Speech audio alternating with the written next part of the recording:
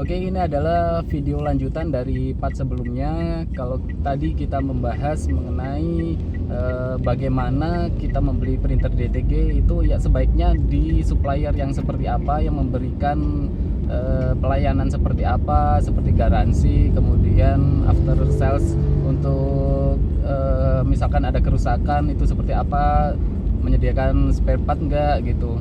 Nah, itu sangat perlu kita perhatikan ya.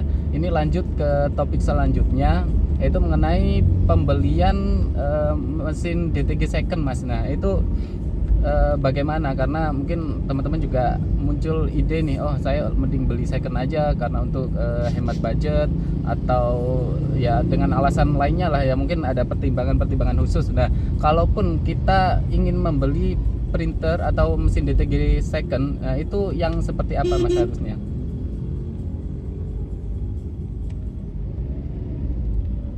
Ya, seperti apa untuk membeli DTG second? Mesin DTG second ya. Ya, di situ ada dua faktor. Pasti dalam pikiran kita sih, pertama kalau mesin second sudah ada. Nah, ini mesinnya kondisinya gimana, kualitasnya, maksudnya ini udah masih normal atau gimana, masih layak apa tidak ya? Nah bener, masih layak apa enggak. Kedua, harganya cocok apa enggak.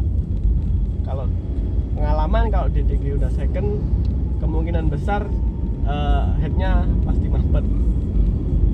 Permasalahan utama kemungkinan besar di headnya. Oke, terus kalau saya pribadi, ada penjual bilang printernya normal.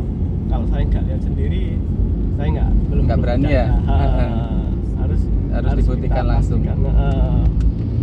Tetap jalan utamanya ya kita COD lah. Kita lihat barangnya, terus kalau ada kerusakan kira-kira nanti di servisnya itu habis berapa. Kalau udah, nah itu artinya cocok nggak dengan harganya. Jadi worth it enggak ya, sesuai apa tidak dengan kondisi yang kita terima gitu. Nah, itu tadi terus vendornya ambil di mana, kalau bisa contohnya ambil di vendor A, nanti garansinya bisa nggak, ini ada teknisi apa enggak, kalau ada kerusakan kita harus hubungi kemana, tanyakan ke penjual yang sebelumnya. Kalau misalkan ada sebuah sebuah kasus nih, misalkan saya mau beli printer.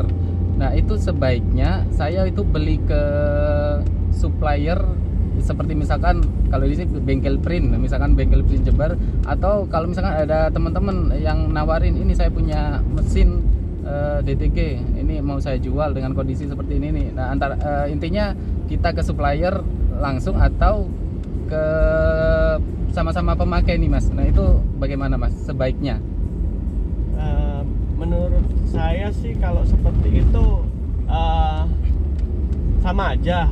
Yang penting itu mesinnya nanti vendornya di mana, maksudnya ada garansi after salesnya, itu yang terpenting sebenarnya. Jadi asal mula mesin itu dari mana gitu ya?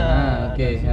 Terutama di situnya nanti vendornya siapa. Nah, kita bisa nggak lanjut